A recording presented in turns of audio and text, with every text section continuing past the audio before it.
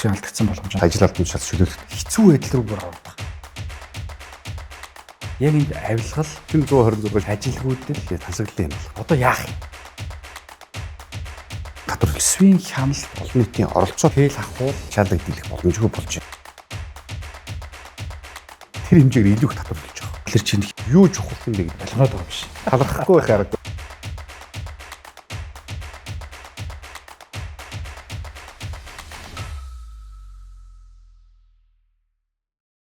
Хууль батлагдсан хууль өөрөө хэрэгжих гэж айгуу чухал байна те. Харин тийм. Мундаг бодлого гаргаад те зохицуултуудыг хийж өгөөд тэрэн төрөөс анхаарч төсөв мөнгөний тавьж өгөхгүй шийдэхгүй болдог ямар ч үр дүнгүй. Одоо энэ ковидод батлагдсан төрийн хэмжээнд хууль харахгүй юу?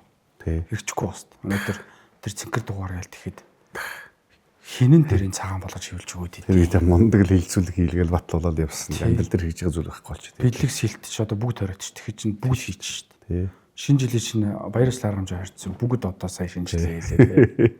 Би 23-нд төсвийн байнгын орондод дөнгөж болчиход 23 төсвийг хилцүүлж байгаа. Тэгээд тэрнтэй холбоотой нэг тогтоол гарахгүй. Тэнгүү тэрэн дээр ерөөсө хоригдсан гол заалтны биш нэг төрийн хэмжээ компани болон төрийн байгууллагууд бүгдөө бэлэг сэлтөхийг хориглоно гэдэг. Тэрний өмнөх жилд яасан гэсэн чинь нэг баах ойтой жил таарсан нэг улсын наадам чинь 100 жил болоод араас нь зарим 100 жилтэй байгууллагууд гэдээ явсан. Тэгээ одоо ч амар бэлэг сэлтөгч шүү. Тийм тэгсэн чинь тэр үед яасан гэсэн чинь над дээр нэг 5 билүү 6 байгууллагаас яг адилхан сүн хийдэг. Дотоодын үндэсний үйлдвэрлэл шиг. Тэгээ бүгдөө 100 гэ тавьсан доороо болох нэг байгууллагуудын нэр нөр. Тэгэл тэр чинь би бодож байгаа ш. Доод нь нөхцөл 200 300 сүнх авч байгаа тий. Тэгээ бүгд нэг адилхан юм шиг нэг ном хийлгэж байгаа тий. Ингээл нэг юм төрийн хэмжээнд тухай бол чинь тэгэл нөгөө төсвийн ашигтай, үр хүртээмжтэй зөв зарцуулалтыг л асуудал шүү дээ. харин төсвийн шинжилгэж явж байгаа гол барьж ирсэн нөгөө яаж сахилгаттай байх, яаж хариуцлагатай байх, яаж алдагдaltaгүй төс батлах уу гэд явж ирсэн. Тэгс яг гиндүүлэл дөнгөж шинэ парламент орж ирээд шинэ 126 шинэ гишүүд орж ирсэн байсан чинь бид нар тийм орж ирж ерөөсө бодоагүй байхгүй. Бүгдөө бол орон дох тойрог дээр ажиллаж байгаа л зарим 7 хоног хоцрол ирсэн тий. Тойрогосоо томилтоос. Тэгэл ирсэн чинь дотортой байлын тухай хууль гээл хамгийн гол амин сүс заалтыг аваа хийцэн. Нөгөөх нь онцгой бүр өндөр ач холбогдолтой заалт тий.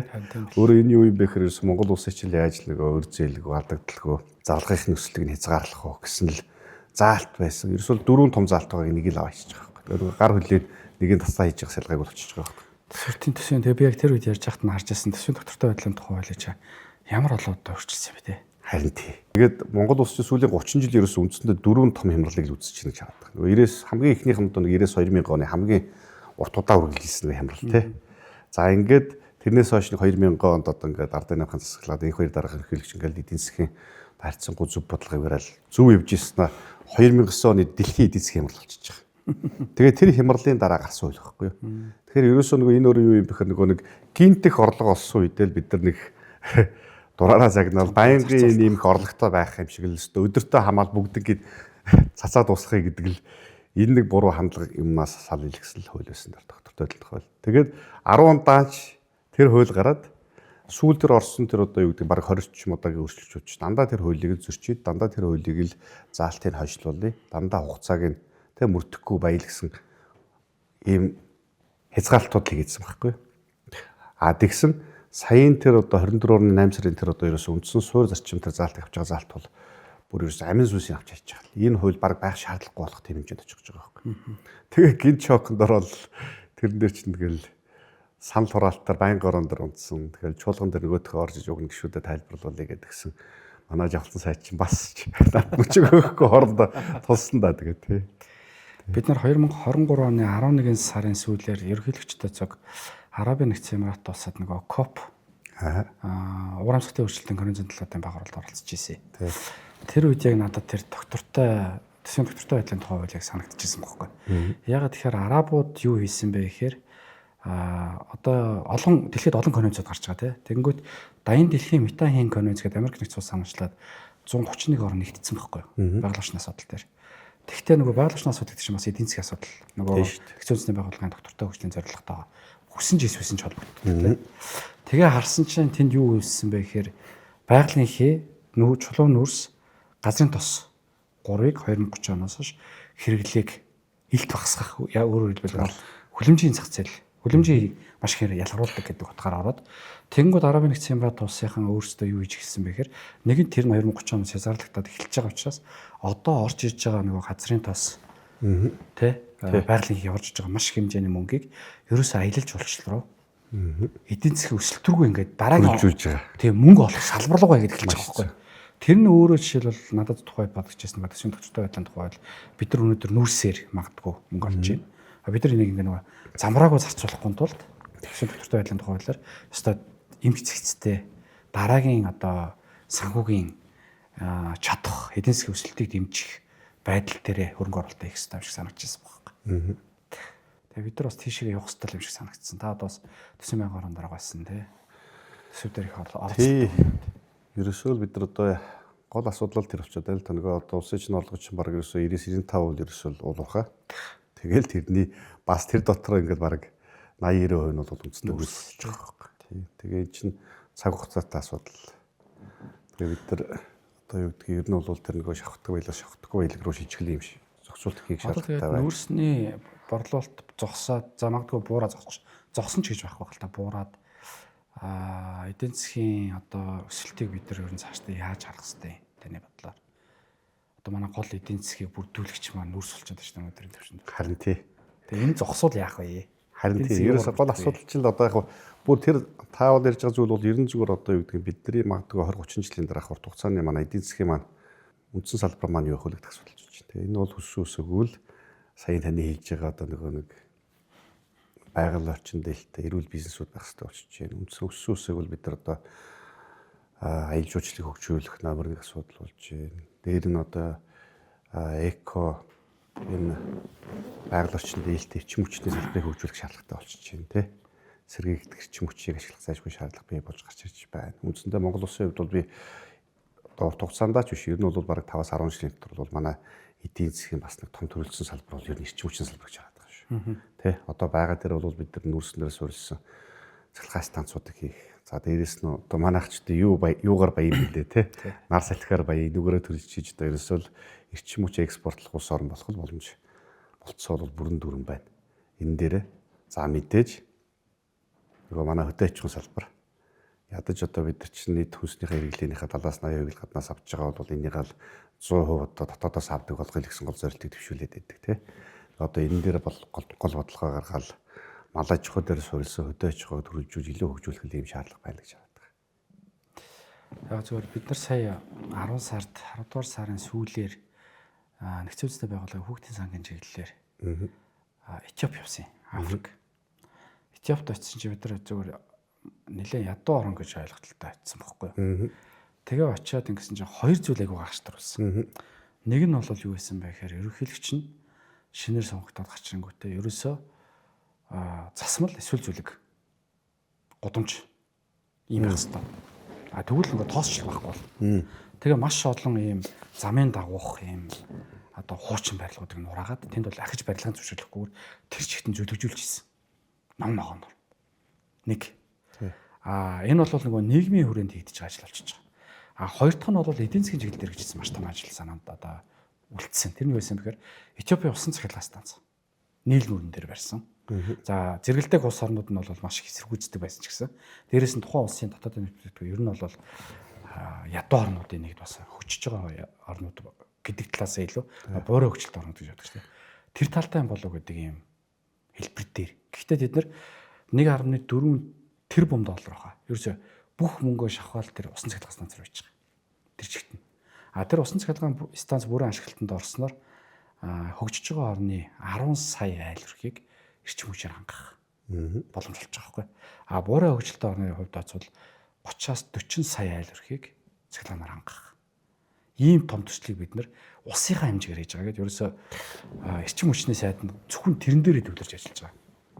Жишээтэй байсан.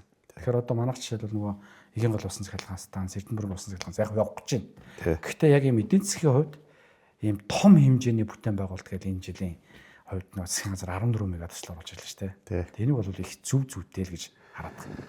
Тий. Төсөв талаас харгаж ирсэн, эдийн засгийн талаас харгаж ирсэн. Зарчмын үед бол ерөөсөө бид хүмүүс бас нэг талтай одоо өмнөх он жилүүдийн ч нөгөө нэг алдаа оноонууд юу болдог байсан. Яагаас энэ төр эдийн засгийн хямралууд үүсдэг байсан. Би түрүү ярьжсэн дөрөв хямрал гэж хэлсэн хоёрыг нэрсэн шүү дээ. Гурав дахь хямрал эхнийх нь 99-2000 оных, дараагийнх нь 2009 оны эдлэгийн хямрал байсан. Гурав дахь нь болохоор манайхны тансаглалын хямрал гэхгүй. Би одоо тансаглал гэдэг эсвэл одоо юу гэдэг хөрөнгө оруулагчтай хөөсний хямрал гэж сараад 13 оных гэдэг.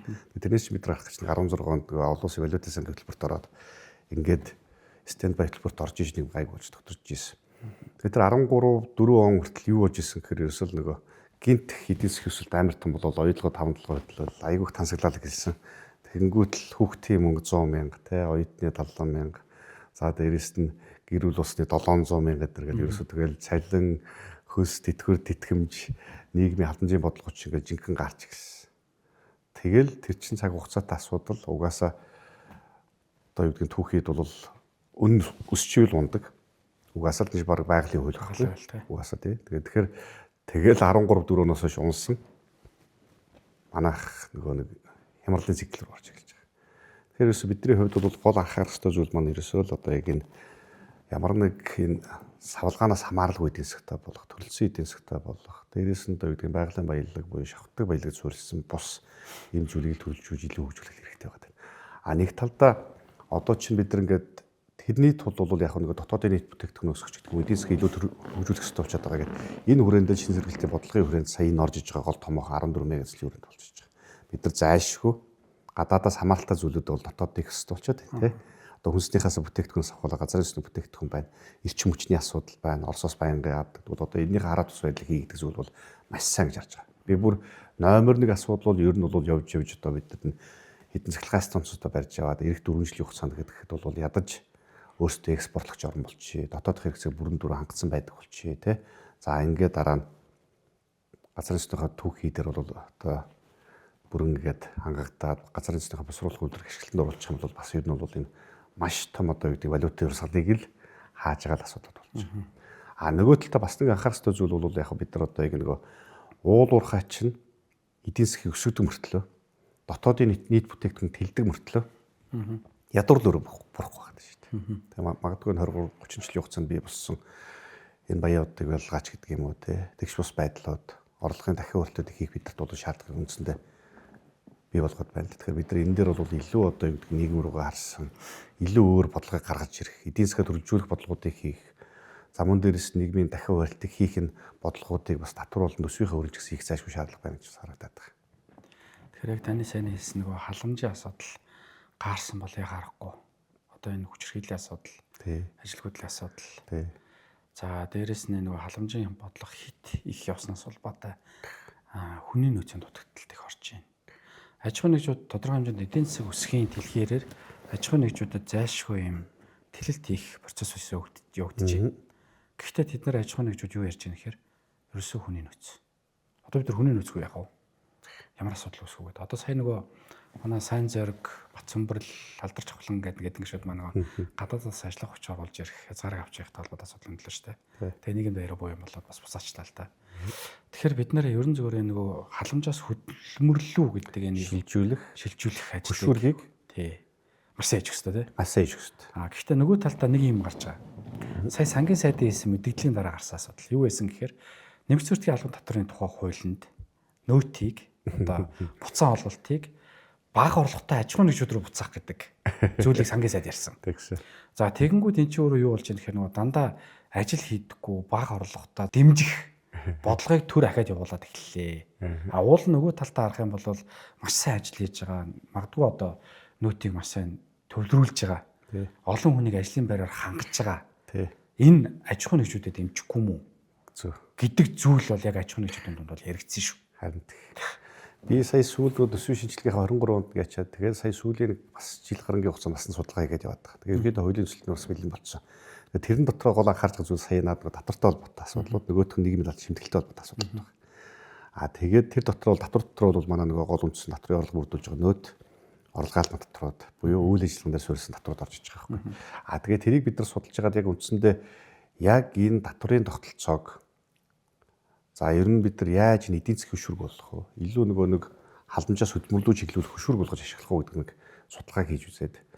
За ингээд ерөнхийдөө концепц бодлого гарчаад байгаа. Тэгээд тэрэн дээр бол бусад бидний яг хэвтэ нэг талтаа одоо юу гэдгийг бусад өөр улс орны сайн туршлагуудыг судалж аваад илүү одоо юу гэдгийг нэг талдаа шин нэмийг зохиох гэж үзэхээсээ илүүтэй сайн туршлагуудыг нэвтрүүлээл явах нь илүү зүг барьж харагдаад байгаа. Тэгэхээр тэрүүгээр бол яг хөөхөр илүү ажил хөдөлмөр хийж байгаа хүн илүү буцаа олголт авдаг тий илүү хөдөлмөрлж байгаа нь илүү бүтээмжтэй урамшуулал авдаг тий. Тэгээд илүү одоо хөнгөлтүүдийг эдэлдэг байхын зохицуултууд нь өөрөө зүг байгаа. Угаасаа ч дэлхийн нийтийн практик нь угаасаа л ийм байдаг. Тэгэл та ажил хөдөлмөр хий магадгүй хагас жилийн дараа бол та буцаа олголтууд авчдаг. Татвар дээрэж тэр ялгаа байхгүй. Нийгмийн даатгын шимтгэл дээр гэсэн буцаа олголтын систем зөндөө байна. А чин зарим улс оронд бол юу гэж ирэхээр нийт өрхийнхэн гишүүдийнх нь 50-аас дээш шүүн өрхөөр нь тосч байгаа шүү бүр. Өрхийнхэн гишүүдийнх нь 50-аас дээш шүүн татвар төлдөг. Нийгмийн даатгын шимтгэл төлдөг. Ажил хөдөлмөр эрхэлдэг байх юм бол тэр өрхийнхэнтэй юу гэдэг нийгмийн даатгын шимтгэлийн буцаа олголтыг 80% буцааж өгдөг ч гэдэг юм. Ийм одоо тоотой үйлс зөвшөөрүүд гарч байгаа. Тэгэхээр энэ бол цэвэр илүү тэр хүн илүү би одоо юу гэдэг ажил хөдөлмөр эрхлүүл дахиад би нэмэлт орлогод олоод авах юм байна гэдэг юм өшүүргийг хийж өгөх хэрэгтэй болчиход байгаа. Хүмүүсийн хувьд эдийн засгчлуулах сэдэлтэй. Эдийн засгч болох. Ерөөсөө нь эдийн засгийн шүүрэг. Тэгэхээр бол энэ бол бидний хувьд хэрэгтэй, аж ахуйн нэгж байгууллагууд хэрэгтэй. Өнөөдөр аж ахуйн нэгж байгууллагууд дээр ч бид бас яг ийм бодлого хэрэгтэй байна. Би тэгээд одоо үндсэндээ концепт татварын суурь шинжилгээний бодлого маань бол үндсэндээ энэ рүү шилжүүлэх гэсэн бодлого. А өнөөдөр манай Монгол улсын татварын орлого нийт татварын орлогын төсвийн орлогын 70-80% аваад үзэхээр хийж ирэхээр бүх татварын орлого үйл ажиллагаа болон орлого дээр суурилж байгаа. Хэн илүү их ажил хөдөлмөр хийн, хэн илүү их бизнесээ өргөжүүлнэ, хэн одоо юу гэдгийг илүү томорно тэр хэмжээгээр илүү их татвар төлж байгаа байхгүй. Илүү их татварын ачаал авч байгаа. Тэгэхээр энэ өөрөө бүр болчихж байгаа. Тэгэхээр бидний хүсэж байгаа зүйл бол магадгүй өнөөдөр 70-80 мянган аж ахуйн гэж байгаа бол бид нар энийг яаж 2-3 дахин томруулах уу? Тэр дахиад илүү олон салбартай болох уу? Тэр 70-80 мянган аж ахуйн нэгжийг яаж 200 мянга болох уу гэдэг асуудал байхгүй. Тэгэхээр тэрний тулд илүү өнөөдөр бид нар татвараар дарамтлаж илүү одоо ачаа үрж байгаа хэсэг нь илүү хүнд ачаал үүрэх биш, илүү хөнгөлж өгчөж тэр хүмүүсүүд маань томрох, тэлэх, илүү татврынхаа бааз суурийг томруулах шаардлага байна гэдэг дүр зураг харагдаж байгаа. А үндсэндээ тэгэхгүй бол ажил хөдөлмөр хийж байгаа бид нар ч одоо 1.1 сая хүн байгаа гэж байгаа шүү дээ. 1.1 сая хүн маань одоо магадгүй нөгөө бусад 2.4 сая хүнийг ачаалаг дийлэх боломжгүй болж байна.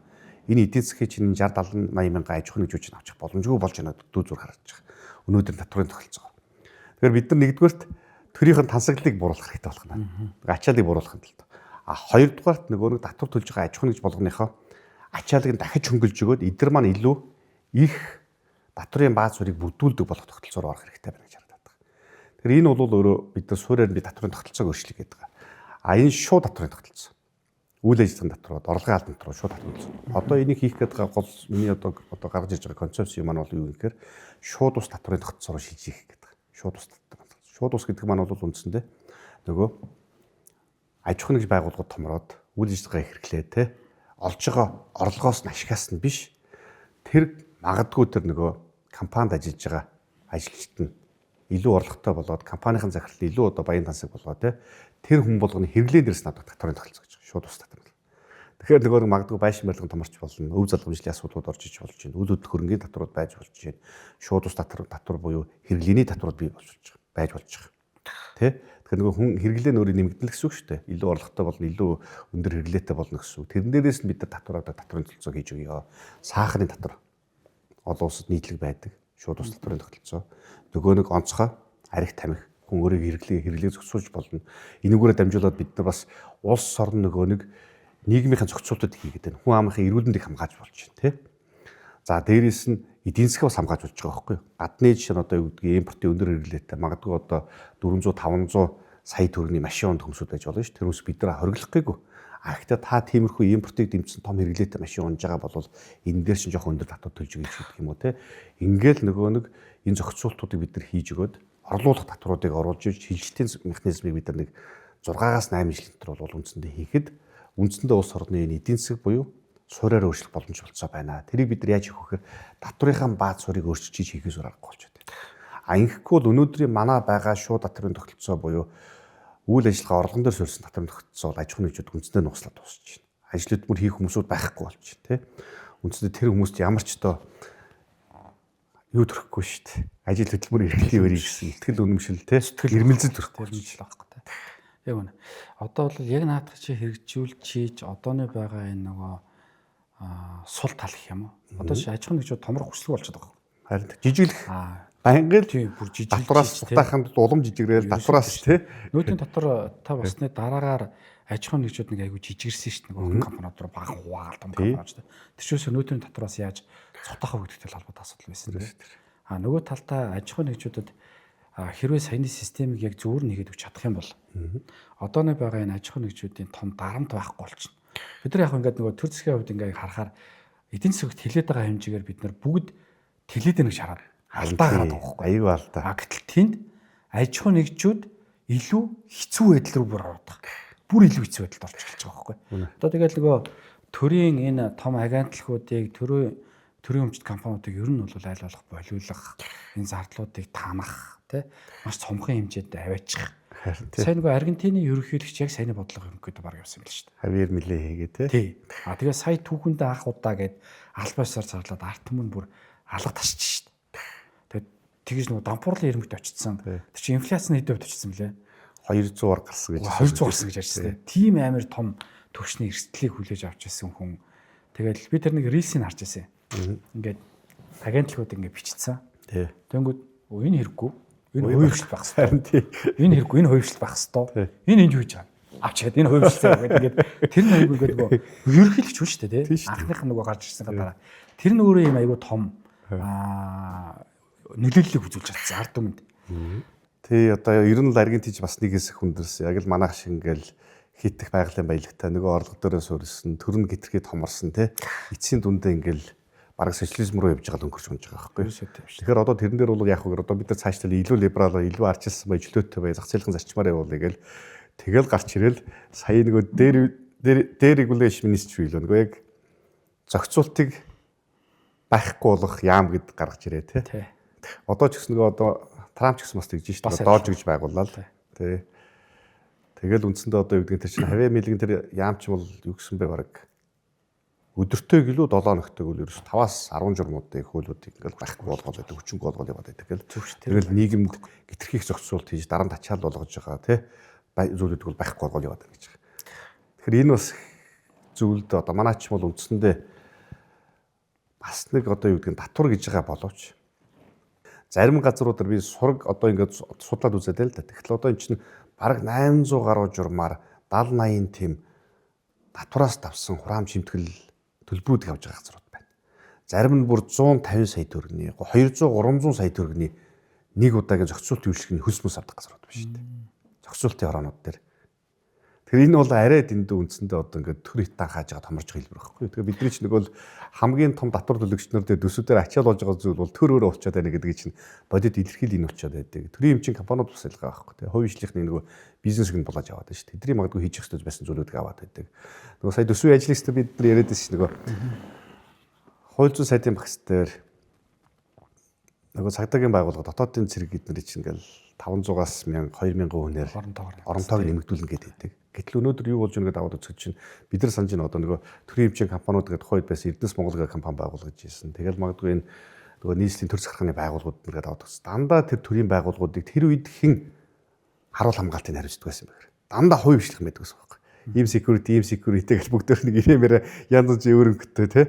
Тэгэл тэр чинь тэр хэмжээгээр бас нэг залуучууд ахмадууд дандаа ихэнх нь баг нөгөө энэ салбарт байсан ч гэдэг юм эсвэл ажил хүмүүс хийж байгаа тэтгэврт гарсан ахмадууд байдаг байсан шүү дээ. Тэгэл бид нар тодорхой хэмжээний бид нар ахмадын хөдөлмөр эрхлэлийг дэмждэг байсан байгаа хөх тэргээр. Гэтэл өнөөдөр юу болсон бэ гэдээ аваад үзэхэд бүх төрийн байгууллага, төрийн эмчийн компаниуд энэ орон нутгийн оролцоотой энэ төрийн байгууллагууд гэдэг юм уу те эднэрээр ороход дандаа одоо бол дотоодын цэргийнх нь цагдаагийн байгууллага байгаа. Тэгтэл үндсэндээ цагдаагийн ажлыг л ихс үндсэн ажлыг ихс болчиход байгаа бид нар. Гэтэл өнөөдөр байгаа тэр оронтойг те дахиад жилдээ 1000 2000-аар нэмэгдүүлээд байна гэдэг бол буруу болчиход байгаа байхгүй. Тэгээ бид нар гол ерөөсөө засгийн газар хилээд байгаа зүйл яг цагдаа руу гэж чиглүүлж байгаа зүйл биш. Мэдээж тэр одоо бид нар ачаал их байгаа. Тэдэрт оронтойг нэмэх шаардлагатай гэсэн нэмэх ёстой ба. Гэхдээ одоо өнөөдөр 230 мянга голцсон байгаа энэ төрийн аль багш нар буюу төрөөс цалин авж байгаа тий төрийн албаны хуулиар зохицуулж байгаа энэ аль багш нар бид нар бууруулах ёстой байгаа. Нэмэх ёстой газар дотор зохицуулт хийгээд өөрсдөө нэмцгээ. Тэгээ бусад газараас таналтаа хий. Ийм зохицуулт хийхгүй болохгүй болчиход байдаг. Төрийн эмчийн компани 230 мянган төрийн аль багш нар дээр нэмэх нь одоо 470 төрийн эмчийн компани байна гэж хэлж шүү дээ. Оролцоотой болов ямар нэг хэлбэрээр төл нийлсэн. Тэгээд тэнд 70 мянган хүн 70-аас 80 мянган хүн төрийн эмчийн компани салин авч байгаа. Ингээд 300 мянга. Тэгэхээр хамгийн том ажил олгогч нь сая нэг зүг гэж 300 тэгээ хамгийн том ажил олгогч нь өөрөө төр болчиход байдаг. Хамгийн том татвар одоо хурааж тэ хамгийн том нийгмийн дадлага шимтгэл төлөгч нь өөрөө төр өөрөө очиод байдаг. Хамгийн том худалдаа авалт хийдэг нь төр болчиход байдаг. Хамгийн их импортыг оруулж ирэх чинь өөрөө төр болчиход байгаа. Тэгсэн мэт баялагт байдаг. Тий. Тэгэхээр бид нар энийг л нэгдүгээрт одоо залруулахгүй бол засаглал бол тогтолцооны маш том алдаа энэ явж байна. Сайн нэг төсвийн ажлын хэсгээр хоёулаа зүг ажилласан шүү дээ. Тэр бас л сонь үйлдэл. Би ч одоо яхаа сайд байсан. Гэхдээ сая анх удаа парламентод орж ирэл ингээл ер нь үе үеийн парламент юм байсан юм уу? Яагаад ийм одоо юу гэдэг дуутай, шунтай, тэ малцаантай тэ. Магадгүй 126 болгосноо давуу талж явахыг үгүйсэхгүй. Тэгтэл та. Тий. Нөгөө талдаа ийм 126 дотор маш олон ийм одоо энэ чинь баг 80 хэдэн гишүүн анх удаа сонгогдсон гишүүн юм бэл тий. Тийм. Тэгэхээр эн чинь өөрөө маш мундаг ийм салхи Монголын парламентод орж ирсэн тий. Айгуу. Тэнгүүд магадгүй хуучин парламент дээр тэмүүлэн гишүүн ингээ гарчаад дахиад төсвийн маягаар ингээд яг дэмжлэг хэдийн хувьтай байх байсан бол яг тэр үгж бодсон. Үнэн шүү. Тэр үнэн. Одооны дэмжлэг хэдийн хувьтай орж ирж байна. Энэ бол бас энэ парламентын тогтолцоон дээр энэ өөрчлөлт оруулсны бас том гавьяа болов гэж бодож байгаа. Тэгээд энэ төсвийн ажлын хэсэгт хэдүүлээ ажиллаж байхад бас нэлээд л олон асуудалтай юмнуудыг хасаж таньж бас нэлээд болсон те. Тэр ч бүгд л улс их орныхоо төлөө хийж байгаа шүү дээ. Гэхдээ би бол яг төсвийн алдагдсан боломж маш их байгаа гэж харж байгаа. Одоо нөгөө төмөр зам тавгаас алдагдсан боломж тэдийг найдгаа гараад ирсэн байдаг шиг. Хин ч өнөөдөр хүртэл төсвийн алдагдсан боломжийн тухай ярихгүй байгаа. Харин яагаад энэ илэрч ийн гэхээр өнөөдөр бид нар сумдуудаар авахар та өрөж мэдж байгаа. Парламентыг сонгоцсон гişүү. Яагаад 100 жил тэмдэглэж байгаа сумдууд маань, аймагуд маань дид бүтцгүй байна. Бүхэн жорлонгосоо салаагүй байна. Суур асуудал шийдэггүй байна. Би болоогүй байна. Суур асуудлууд нь шийдвэрлэгдээгүй байна. Нийгмийн тодорхой ийм зөрчил тэнд өнөөдөр хүртэл яг байсаар байна. За баг 1911 он 12 он гээ хэлчих нь хаашийн. Гэхдээ тэр үеэс бид нар өнөөдөр ялгамжтай байдланд юу болсон юм? Төсвийн алдагдсан боломжн дээр бол зүгээр өмнөх парламентууд дээр би одоо бас байгааг болоор сайн мэдэхгүй байна. Тавраа одоо энэ 3 дахь сонгогдсон. Тэ. Өмнөх 2 удаагийн сонгогдсон парламент дээр жишээлбэл ингээ харж байгаа. Эсвэл зүгээр эдийн засгч яг энэ төсөв гэдэг талаас нь харах юм бол манайх төсвийн алдагдсан боломж юу нэрх вэ? Төсвийн боломж талаас бидэд алдагдсан боломжууд маш их байгаа. Алдагдсан боломжууд маш их байна. Энэ өөрөө юу юм гэхээр түрүүний яриад байдаг нөгөө нэг орлогын дахин хуваарлтыг бид нар хийгээгүй гэсэн болоод энэ аж ахуйн нэгж байгууллагуудаа дэмжээгүй гэсэн болоод асар их боломжуудыг бид нар алдж ирсэн байна гэж. Энэ чинь өссөн өсөөгөө төсвөтэй хамаарч, энэ чинь өссөн өсөөгөө татвартай хамаарч байна. Тэгээ түрүүн бид нар татварын тогтолцооны гажуудлыг ирлээ шүү дээ. Тэгтэл үндсэндээ одоо бид нар яг цөөх хийдхэн ажил хийж байгаа хэдэр ачаалыг авчиж өгөөд нөгөө хэд нь томорч чаддаг нугсалж байна. Бас нэг систем. Яг хамгийн сая одоо чинь ингээд янгууд бид нар дэмжих ёстой газараа дэмжихгүй байгаа эдийн засгийн талаас. Өнөөдөр чинь жижиг дунд гэж ярьж байгаа. Жижиг дунд гэж ярьж байгаа. Тэр жижиг дундын хуультай. Жижиг дундыг дэмжих сантай. Гэтэл тэнд жижиг дундаас тэр нөгөө нэг санд хамрагдаад тэнд одоо хүлэн зөвшөөрөгдөө те ингээд санхүүжил дэмжлэг авах. Босго шалгуур нь юу юм бэ гэхээр 200 саяын борлуулалттай байх гэж байгаа байхгүй. 200 саяын борлуулалттай гэдэг. Тэгтэл тэр 200 саяын борлуулалтанд чинь хүрэхгүй энэ жижиг дунд гэж англид байгаа одоо нийт аж ахуйн нэгжүүдийн чинь 70-80% байна гэж байгаа. Тэр нь бол үндсэндээ нөгөө бичил бизнес эрхлэлт болчиход байгаа байхгүй. Тэгэхээр бид нар чинь энийг нөгөө нэг төрийн харлах одоо юунаасаа хараад засаглал одоо бодлогын алдаанаасаа болоод анзаараагүй үсээ болоод үндсэндээ бодлогын гадна дандаа орж ирж байгаа. Тэгэхээр одоо бол бидэрт яг чинь одоо юу гэдэг тэр бичил бизнес эрхэлж байгаа тэр жижиг дундын 80-70%-ийг нь авч явж байгаа аж ахуйн нэгжүүдийг дэмжих татварын бодлого хэрэгтэй байна. Хөнгөлөлт тус цааных нь асуудлууд хэрэгтэй байна. Тэднийг дараагийн шатанд томорч тэр 200 сая руу яаж гаргах уу гэдг нь шилжилтийн зохицуултыг хийх хэрэгтэй болчиход байгаа. Тэгэхээр энэ бол үндсэндээ бид бүхний хувьд би харж байгаа нь эдийн засгийн маш том боломжуудыг бид нар бол энэ төсвийн бодлогын хүрээнд, татварын бодлогын хүрээнд бол бас алдсан юм байна. Энэ бол бидний хувьд алдагдсан боломж юм байна. Эдийн засаг томорч таагүй юм байна. Тэр хэмжээгээр суурь асуудлуудыг шийдэж чадаагүй юм байна. Нөгөө нэг хөдөлмөр одоо халамжаас хөдөлмөрлөг шилжилтийг бид нар энүүгээр хийх ёстой байсан зүйлүүд бас алдсан байна гэж хараад байгаа. Хамгийн том зүйлүүд. Тий. Тэнгүүд нэг сонд таадгийн жижиг дунд үйлдвэрлэл үйлчлэг эрхлэгчдийн 75 орчим хувь нь л эмэгтэйчүүд. Харин тий. Монгол ухаанаас харсан тоо. Яг үнэ. Тэгэнгүүт бас Монгол ухаанаас харсан их сонд гарсан. Улсын хурлын дараа зан шийдвэр дараа багтаа нэг хэлжсэн. Эмэгтэй удирдлагатай жижиг дундууд үйлдвэрлэл үйлчлэг эрхлэгчдийн 90-с дээш хувь нь татвар төлсөн байна. Найдвартай зээлдэгч. Хариуцлагатай байсан байна. Хамгийн хариуцлагатай татвар гэдэг сонд орсон байл шүү. Харин. Тэгээ ингээд харахаар Нөгөө талдаа бид нар бас нэг асуудал ингээд одоо жидүүгийн хэрэг гэж гарлаа. Хөгжлийн банкны хэрэг гэж гарлаа. Тэг ингээд боловсролын зээлийн сан. Одоо ер нь гараагүй хэрэгч үлдсэнгүй баг одоо сүлд те.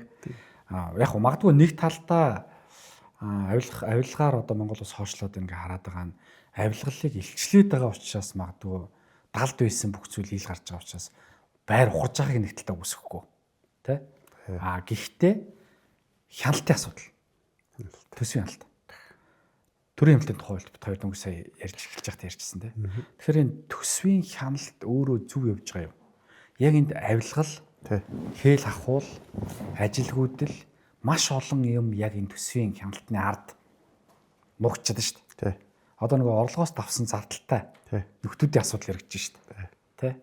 Тэгэл одоо нэгнийх нь гэрээс 7 тэрбум мултлал гэх юм амар гэдэг чинь бас зүгээр нэг дунд зэргийн дараагийн асуудал тэ. Төсвийн хяналт ер нь одоо манайх яг нэг үгдэгт одоо бид нар батлаад байна гэдэг. Төсвийн баталж өгöd байна. Тий. Одоо яах юм? Одоо сая ингэж байгаа. Одоо хамгийн сайн хяналт явж өгч бол юу вэ гэхээр хамгийн сайн хяналт бол олон нийтийн хяналт болж байгаа. Олон нийтэл бид нар хянуулахгүй бол бид бол үндсэндээ хүчгүйдэг юм байна. Хүчгүйдэг юм байна. Тэгээд одоо яг энэ төсвийг төлөвлөхөөс нахуулаад төсвөлөх хүртэлх төсвийг одоо батлах процесс дээр нь төсвийн хэрэгжилтийн процесс дээр нь тэг гүйцэтгэл дээр нь бид нар бүх шатнд дандаа олон нийтийн хяналтууд байх хэрэгтэй. Олон нийтийн оролцоо тэнд байх хэрэгтэй. Тэгэхээр нөгөө төлөвлөх процесс одоо энэ хууль дөнгөж 24-оос хэрэгжиж эхэлж байна.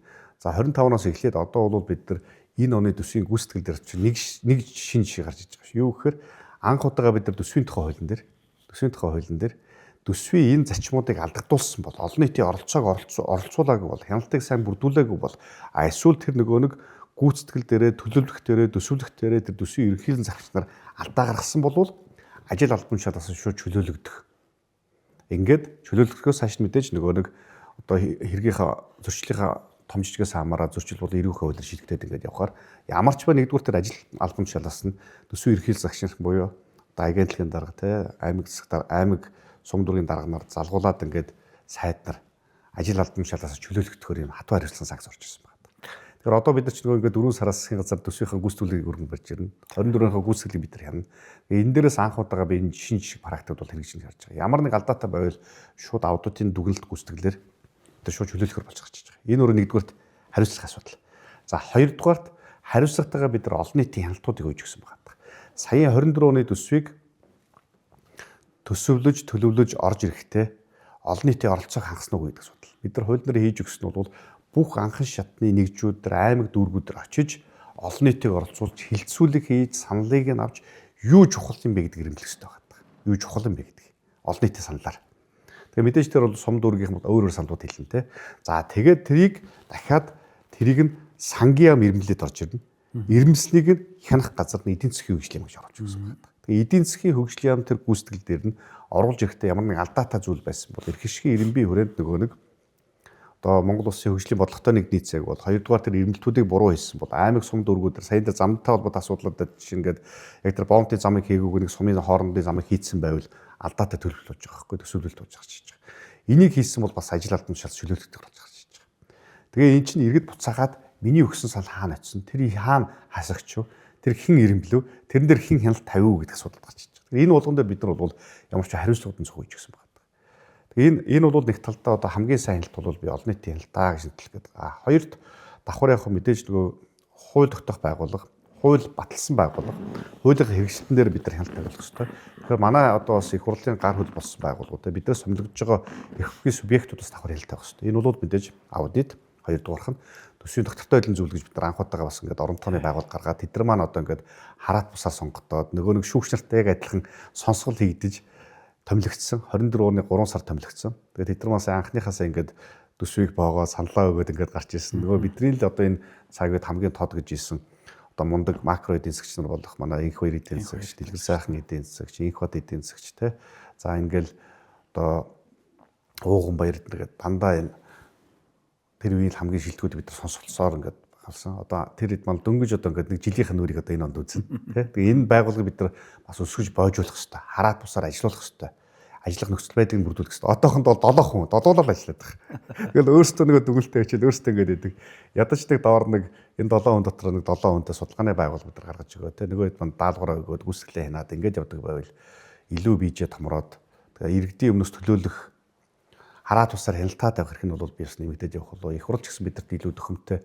Бидний нэг талцдаг, хуваагдаг, маргалдаг, төсөө батлах гэж одоо ингээ сая ижлэх шиг хагас жил одоо явдаг процесс маань ч гэсэн илүү бас хөнгөрөх болов гэж бодоод байгаа шүү дээ.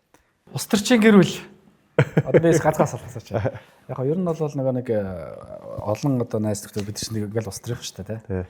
Одоо бойлно ус төрөөс гар бойл одоо ямар аюултай ингээл одоо сая сүүл сайн зориг гişин бас гэр бүлийн дарамтлаад байна. Хүмүүс гэл ингээл аюул их юм болсон шүү дээ. Тэгж өөр мэдгэцсэн шүү. Газраас тэр гадаадын ажиллах хүчнээс болоод гэр бүл рүү аюул өндөр дарамт орж ирлээ. Хувийн амьдрал руу орж эхэлж байна гэдэг ингээд тий.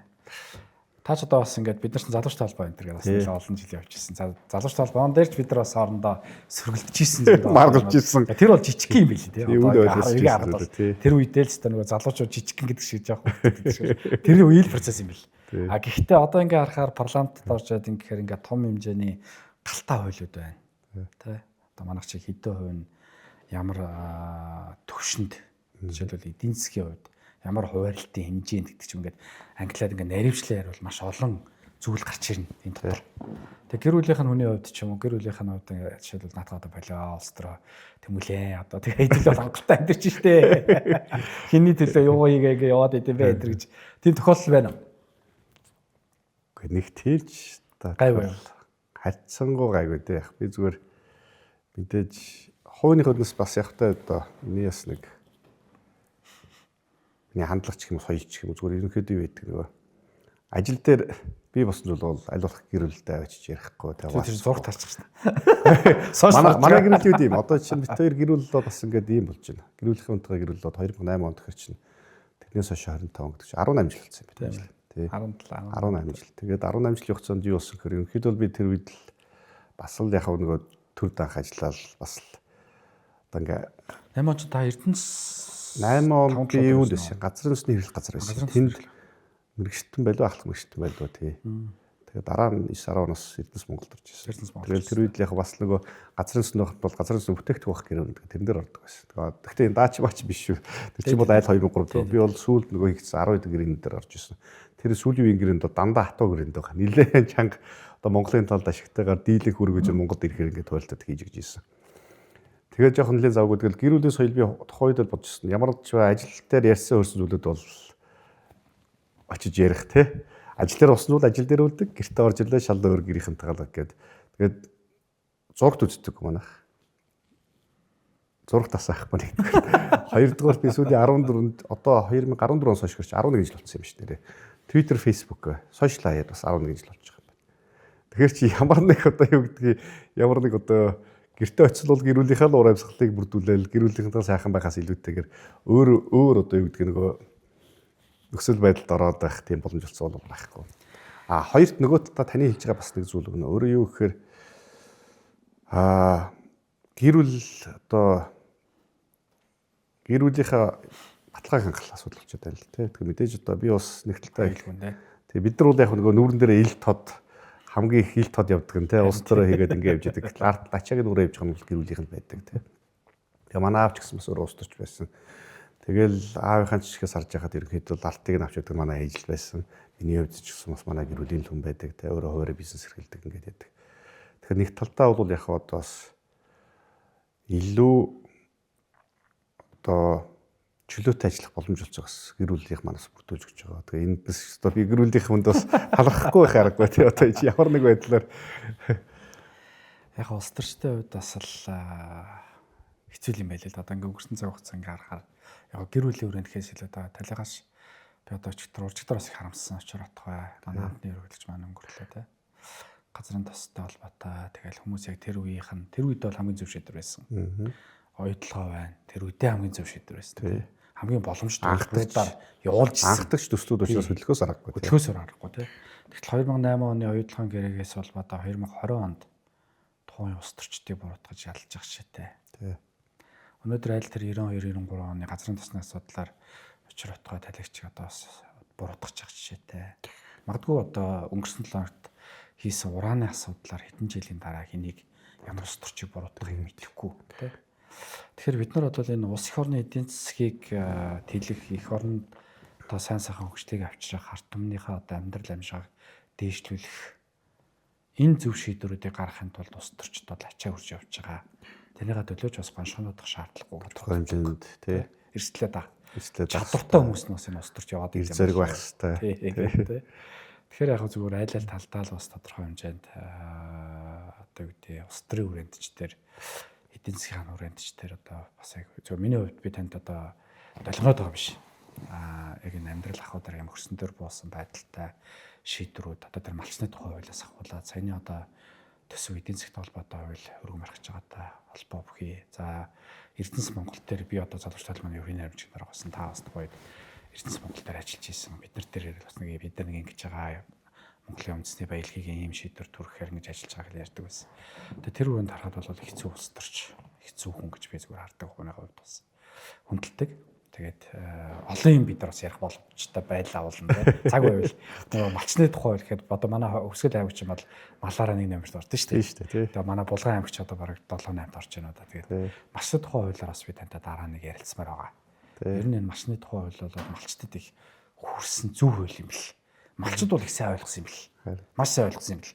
Магадгүй нөгөө хилцүүлгийг их сайн хийсэн байж магадгүй. Тий. Одоо манай сахал гэж нэрлэгддэг. Тэний хүн боллоо. Манай ард тэгэхээр сахал гэдэг байхгүй. Манай Ж Батарт нэг шүү. Тэмүүлэн гişүн. Энэ хоёр хүн болол үнэхээр малчтын амьдрал амжгааг дэвшлэхэд бол энэ малчтын ирээдүйн амьдралын тулд бол үнэхээр одоо зөв явж байгаа шүү гэдгийг бол манай малчт бол үнэхээр хэлдэм бил.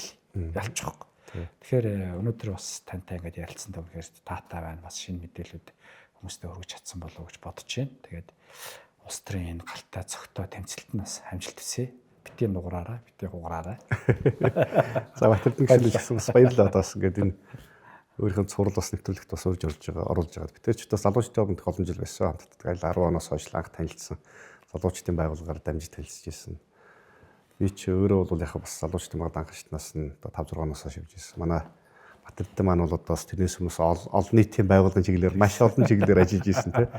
Тэгээ бид нар ч одоо яг л эд ажиллаж хөдөлмөрлөдөг ийм эдэр насн дээр байж байна. Тэгээ илүү одоо залуу хүн байна. Одоо эдэр насныхаа юугаа бид нар бол илүү л ирч хүчтэй, илүү л шинийг шинчилж өөрчлөхийн төлөө өөрөөсөө өрдөж тэ би эндээ тусал дэмжиж ингээ зүг зүйлүүд бол хамтаа явах гэж харддаг. Би Батэрдэн гişүнийг бас одоо манай залууи шинжлэгч залуучуудын төлөөлөл гэж бол итгэж найж явдаг. Тэгээд олон шинжлэлийн талаас бүгд хамтдаа байна гэж бас итгэж байгаа. Тэгээд танд бас өндөр амжилт хүсье. Урьж оролцож байгаад баярлалаа. За баярлалаа. За баярлалаа.